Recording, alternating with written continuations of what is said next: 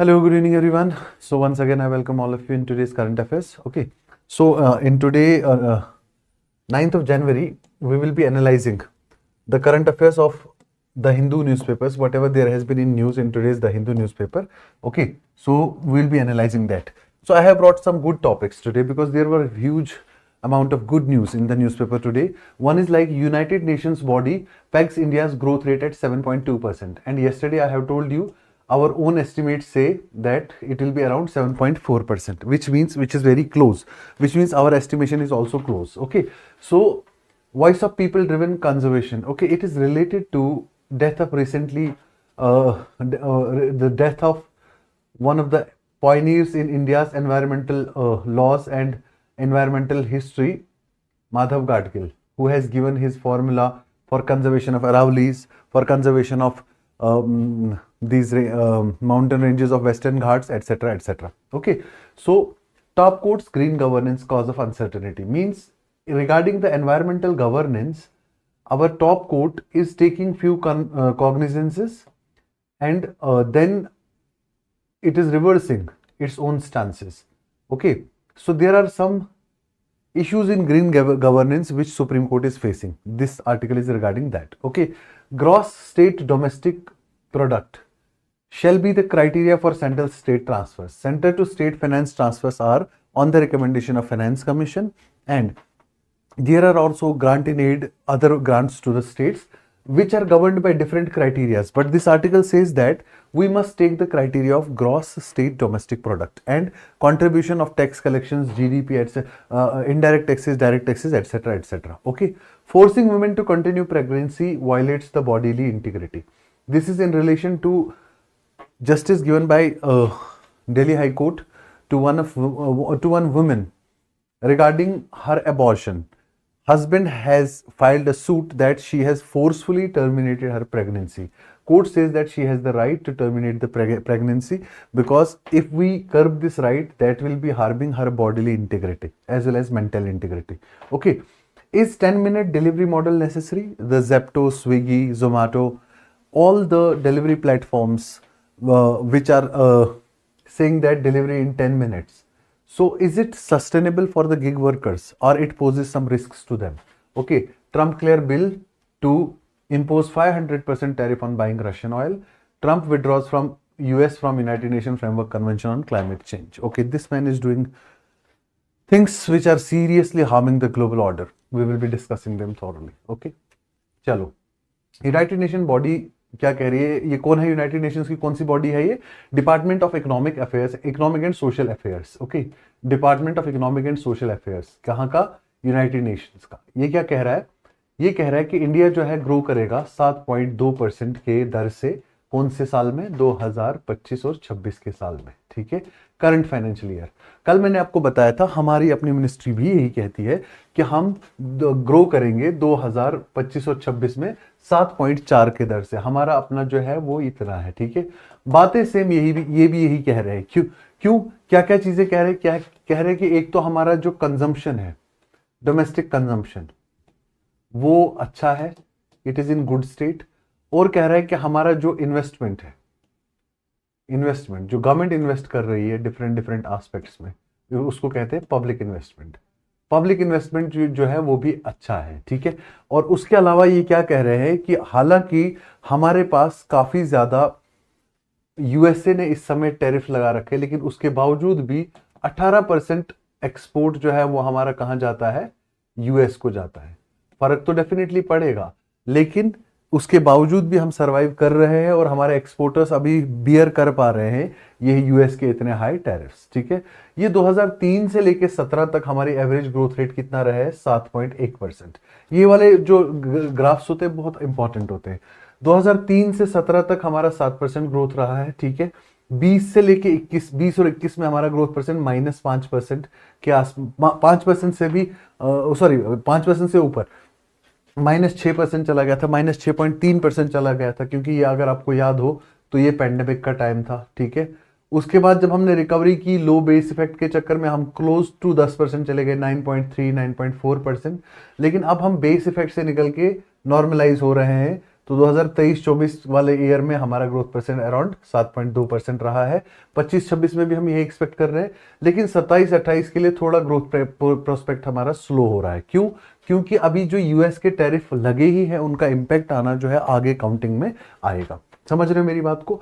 तो strong demand जो है हमारी, और दूसरा हमारे expansion to European and western markets जो है ये थोड़ा सा हेल्प कर रहा है हमें, और इसीलिए ये एस्टिमेट किया जा रहा है कि 25-26 में हम 7.2 के रेट से ग्रो करेंगे, लेकिन 26-27 के लिए हमारा जो है वो 6.7, 26-27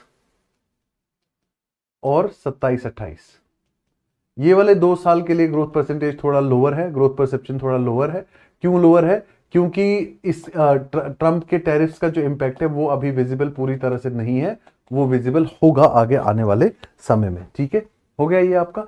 ठीक है, इसके अलावा और ये भी क्या कहा है कि हमारा जो सप्लाई साइड है वहां पे काफी ज्यादा एक्सपेंशन है मैन्युफैक्चरिंग और सर्विस सेक्टर्स में। हमारी सप्लाई साइड में मैन्युफैक्चरिंग सेक्टर और सर्विस सेक्टर, इनमें ग्रोथ हो रही है। ठीक है, और ये दोनों जो है हाईलाइट कर रहे हैं हमारे ग्रोथ सिनेरियो में। ठीक है, इन्वेस्टमेंट ट्रेंड जो है वो थोड़ा सा अलग है। इंडिया का स्ट्रॉन्ग ग्रोथ है इस समय फिक्स्ड कैपिटल फॉर्मेशन में, इन्वेस्टमेंट में। कल भी मैंने आपको बताया कि इन्वेस्टमेंट में हमारा काफी अच्छा ग्रोथ रेट है, क्लोज टू 30% हमारा ग्रोथ रेट है। ठीक है, हालांकि चाइना जो है इन्वेस्टमेंट में इस समय थोड़ा सा कम हो गया है पहले 3 क्वार्टर्स में 2025 में। वो क्यों? क्योंकि इसमें प्रॉपर्टी सेक्टर जो है वो वीकन हो गया है चाइना के अंदर। ठीक है, इंडियन रुपी जो है वो initially half of the year 2025-26 में स्टेबलाइज रही अगेंस्ट डॉलर, लेकिन हाफ ऑफ द ईयर के बाद हम देख रहे हैं कि रुपी वीकन हो रही है। लेकिन रुपी वीकनिंग हमें उतना ज्यादा कंसर्न नहीं कर रही है। क्यों? क्योंकि हमारा इन्फ्लेशन ऑलरेडी जो है वो बहुत ही अच्छा और बहुत ही सेफ लिमिट में है। समझ रहे हैं मेरी बात को? ठीक है, तो अब हमें, हमारे पास इस समय जरूरत क्या है? जरूरत ये है हमें इस समय कि कंटिन्यू कर पाए और हम रेजिलियंस कितना बिल्ड कर पाते हैं अपनी इकोनॉमी में, क्योंकि डेफिनेटली आगे हेडविंड्स तो है ही। यूएस ट्रम्प्स की कोई अनसर्टेनिटी, कोई सर्टेनिटी नहीं है। 500% ट्रम्प वो बिल भी अभी पास कर लिया, तो क्या पता ट्रम्प टैरिफ्स ही बढ़ा दे।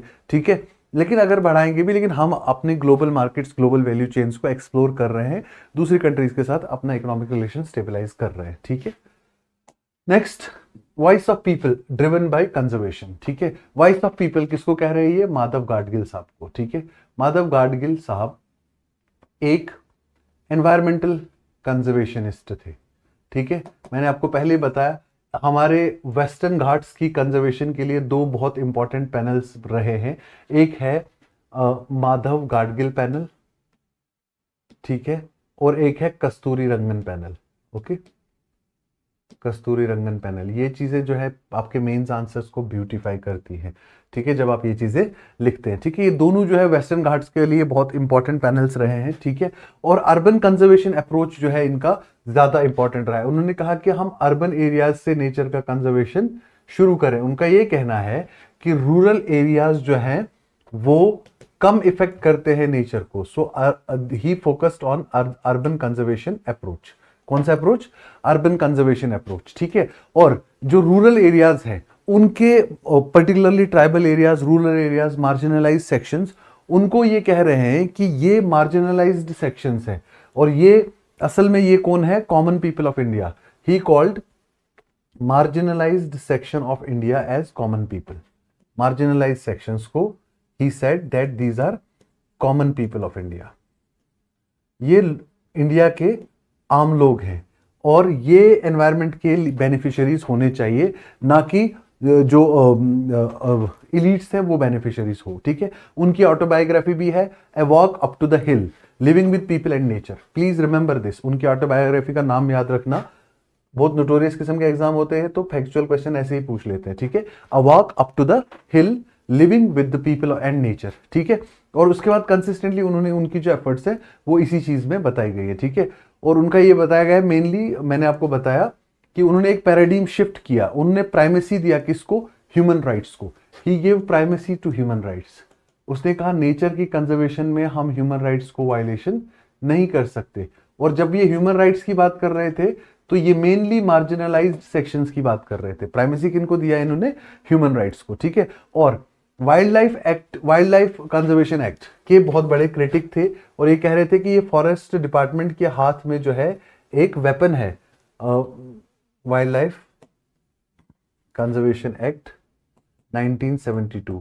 कह रहे थे कि फॉरेस्ट डिपार्टमेंट या कंजर्वेशन डिपार्टमेंट जितने भी हैं उनके हाथ में क्या है, ये बेसिकली एक वेपन है जो कॉमन मैन को क्या करेगा, सप्रेस करेगा। समझ रहे मेरी बात को? ठीक है। उसके बाद वेस्टर्न घाट्स, जहां पे पैदाइश भी वहीं की है, ठीक है, उन्होंने 2001 में जो गाडगिल पैनल था उसके ऊपर, वेस्टर्न घाट्स के ऊपर रिपोर्ट दी। ठीक है। मनमोहन सिंह गवर्नमेंट ने उनको जो है काफी ज्यादा रिस्पॉन्ड दिया उस गवर्नमेंट को, और उन्हें समझा कि जो अलार्म उसने ले रेज किए कि वेस्टर्न घाट में इंडस्ट्रियलाइजेशन, क्लाइमेट चेंज और कॉमर्शियल ग्रीड जो है सबसे ज्यादा प्रॉब्लम कर रहे हैं। ठीक है। और उसने ये भी कहा कि इकोलॉजिकल डिजास्टर से कैसे वेस्टर्न घाट को बचाया जाए। ठीक है, समझ रहे मेरी बात को? ठीक है।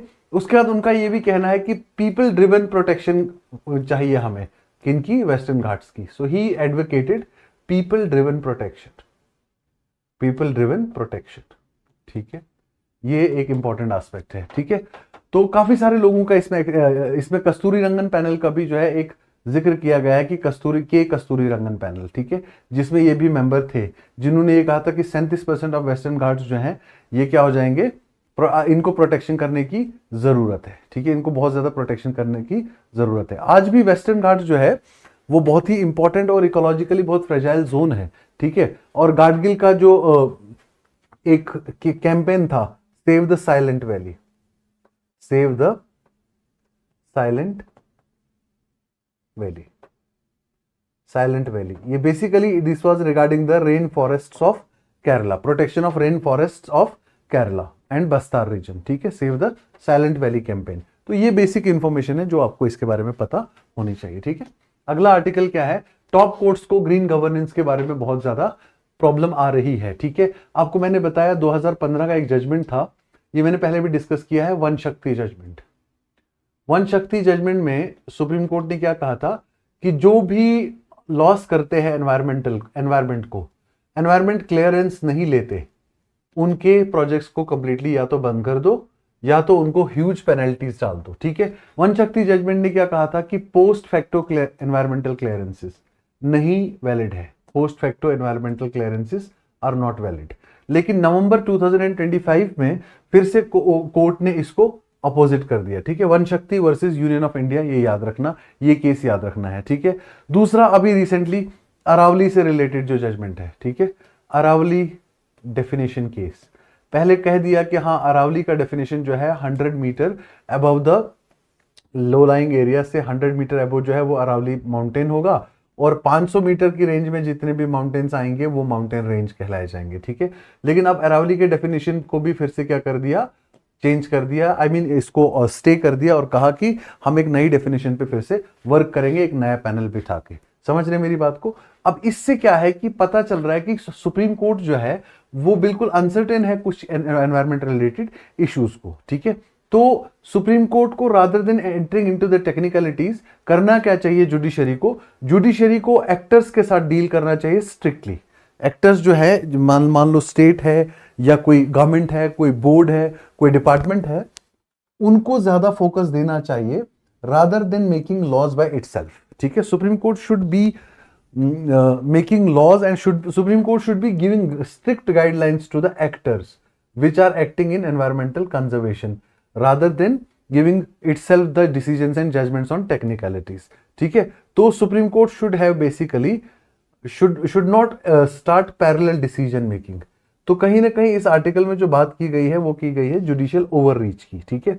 पैरेलल डिसीजन मेकिंग जो है वो कोर्ट की तरफ से नहीं होना चाहिए। This may tantamount to a sort of judicial overreach. ठीक है। ये एक क्वेश्चन जो है ये दिया गया हुआ है इसमें, इस आर्टिकल में। ठीक है। तो इसको थोड़ा थॉरोली एक बार देख लो। ठीक है। GSDP, gross state domestic product, अगर क्राइटेरिया रखा जाए सेंटर स्टेट के फाइनेंस ट्रांसफर्स में, आपको पता है कि आर्टिकल 280 कहता है कि हर 5 साल के बाद सेंटर जो है वो क्या बिठाएगा, एक फाइनेंस कमीशन बिठाएगा, और फाइनेंस कमीशन क्या करेगा, रिकमेंडेशन देगा कि कैसे टैक्स डेवोल्यूशन होगा, recommendation on tax revenue sharing, tax revenue sharing between centre and states. Centre और स्टेट्स के बीच में कैसे टैक्स रेवेन्यू शेयरिंग होगा, इसका रिकमेंडेशन कौन देता है? फाइनेंस कमीशन देता है। और कौन से आर्टिकल के अंडर? आर्टिकल 280 के अंडर। अभी हमारे पास जो 15th फाइनेंस कमीशन है उसने ये कहा था कि सेंट्रल डिविजिबल पूल में से 41% of tax revenue should go to states and 1% was kept for the union territories of Jammu and Kashmir and Ladakh. तो टेक्निकली टोटल 42% जो है वो स्टेट्स एंड यूटीज के लिए रखा गया था। ठीक है, अब मेनली जो है सेंट्रल ट्रांसफर्स इस समय क्वेश्चन में क्यों है कि सेंट्रल जो है ट्रांसफर्स कर रहा है स्टेट्स की तरफ, उसमें काफी सारे क्वेश्चन मार्क्स है। वो क्या क्या क्वेश्चन मार्क्स है इस आर्टिकल में बताया गया है, मेनली 4 क्वेश्चन मार्क्स है। पहला क्वेश्चन मार्क्स है कि स्टेट्स की फिस्कल ऑटोनॉमी कहां है? ऑटोनॉमी ऑफ स्टेट्स कहां है? ठीक है, लॉसेस ऑफ स्टेट्स, जो स्टेट्स को लॉसेस हुए बिकॉज ऑफ जीएसटी, उसमें आपने 5 साल तक तो जीएसटी कॉम्पनसेशन दे दिया, लेकिन उसके बाद का क्या है आप? ठीक है, उसके बाद प्रेडोमिनेंस इन सेंट्रली स्पॉन्सर्ड स्कीम्स, सेंटर का प्रेडोमिनेंस, ठीक है, किसमें? सेंट्रली स्पॉन्सर्ड स्कीम्स में, सेंट्रली स्पॉन्सर्ड स्कीम्स में। ओके, और हाई परफॉर्मिंग स्टेट्स को आप ज्यादा डेवोल्यूशन नहीं कर रहे हो। ठीक है, डेवोल्यूशन डिस्क्रिपेंसीज मींस आप स्टेट्स को किस बेसिस पे डिवोल्यूशन कर रहे हो। आपने रफ से क्राइटेरियाज बना लिए, कौन कौन से? जैसे पॉपुलेशन एक क्राइटेरिया है, ठीक है। दूसरा क्राइटेरिया है income distance, means national income से वो स्टेट्स कितनी, एवरेज नेशनल इनकम से वो स्टेट्स कितनी दूर हैं, एवरेज इनकम डिस्टेंस। उसके बाद आपने कई जगह पे forest cover and conservation, forest cover and conservation, ये भी एक क्राइटेरिया रखा है। लेकिन क्यों नहीं आप ये देखते कि स्टेट का ग्रॉस डोमेस्टिक प्रोडक्ट कितना है और उसका जीडीपी में कंट्रीब्यूशन कितना है।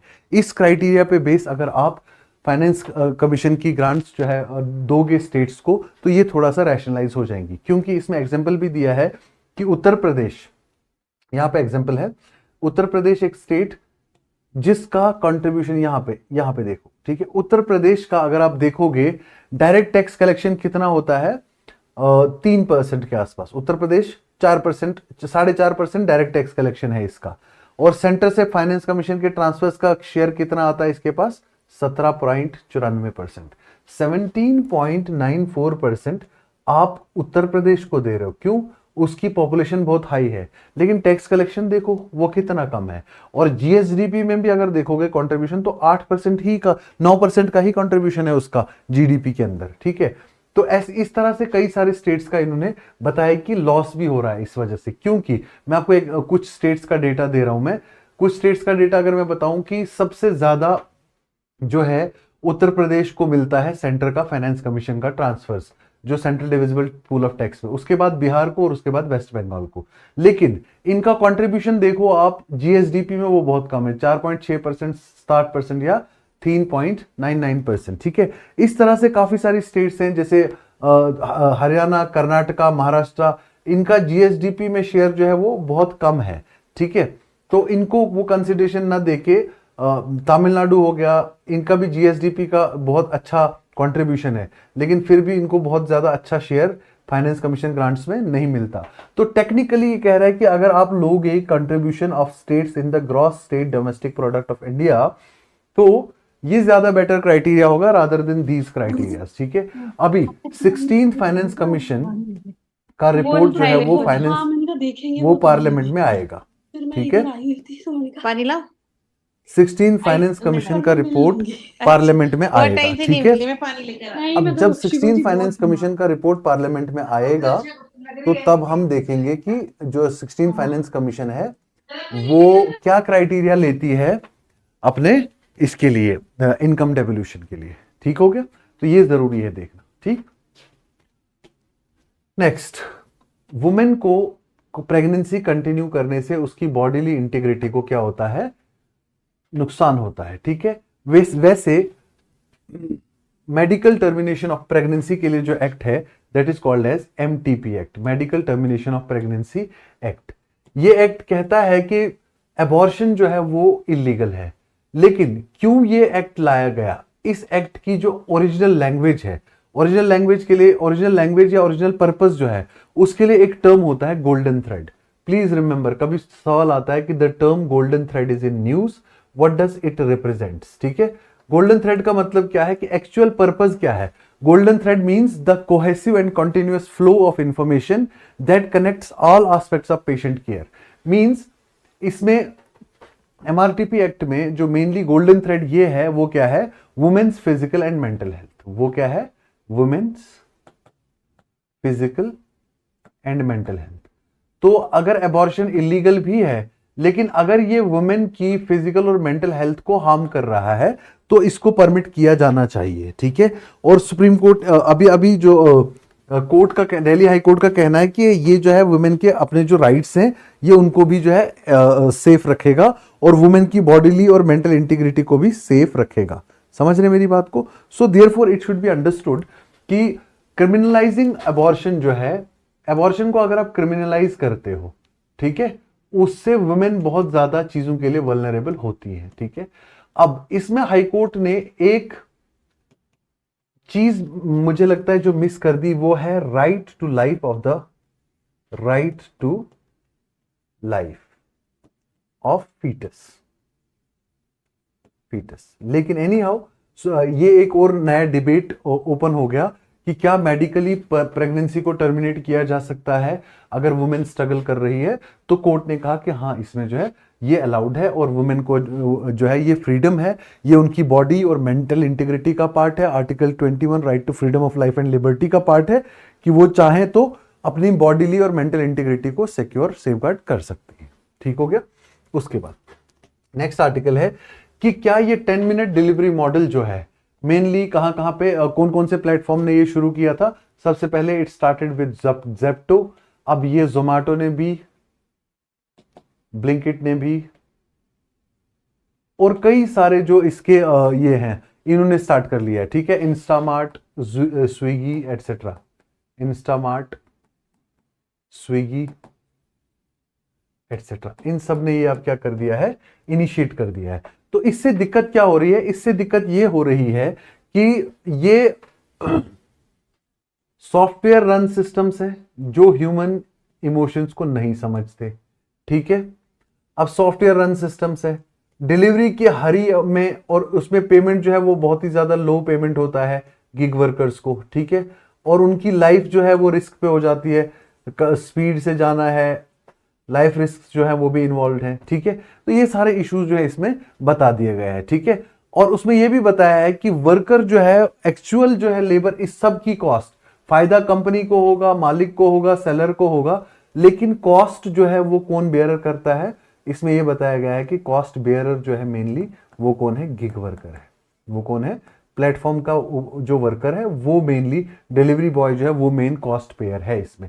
ठीक है, अब करना क्या है इसमें, नीति आयोग की एक रिपोर्ट कहती है कि 2.35 करोड़ के आसपास गिग वर्कर्स जो है वो आने वाले हैं मार्केट में बाय 2030। ठीक है, तो अब फ्यूचर क्या है इन प्लेटफॉर्म वर्कर्स का, फ्यूचर ये है कि एआई जो है वो थोड़ा सा हेल्प करेगी और बहुत ही ज्यादा टास्क, जितने भी टास्क होंगे उनको कोलैबोरेट किया जाएगा, सेम एरिया के डिलीवरीज को एक साथ इकट्ठा किया जाएगा, बल्क डिलीवरीज का सिस्टम जो है वो लाया जाएगा, faster movement, quick commerce sector, ये सारी चीजें इंश्योर की जाएगी। लेकिन सबसे ज्यादा प्रायोरिटी जो रखेंगे वो सेफ्टी ऑफ द वर्कर रखेंगे। और ये टाइमलाइन फिक्स करना ये जरूरी नहीं है, ये एक मेंटल प्रेशर क्रिएट करता है वर्कर के ऊपर।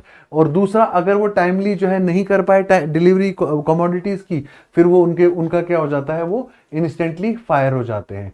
तो हायरिंग एंड फायरिंग के लिए लेबर कोड्स जो है वो बहुत इंपॉर्टेंट रोल जो है वो प्ले कर सकते हैं। ठीक है, लेबर कोड जो है they can play very important role in hiring and firing of the people. ठीक हो गया। सो इसके बाद नेक्स्ट आर्टिकल जो है वो that is Trump clear bill to slap 500% tariff on buying Russian oil. अभी यूनाइटेड स्टेट्स के जो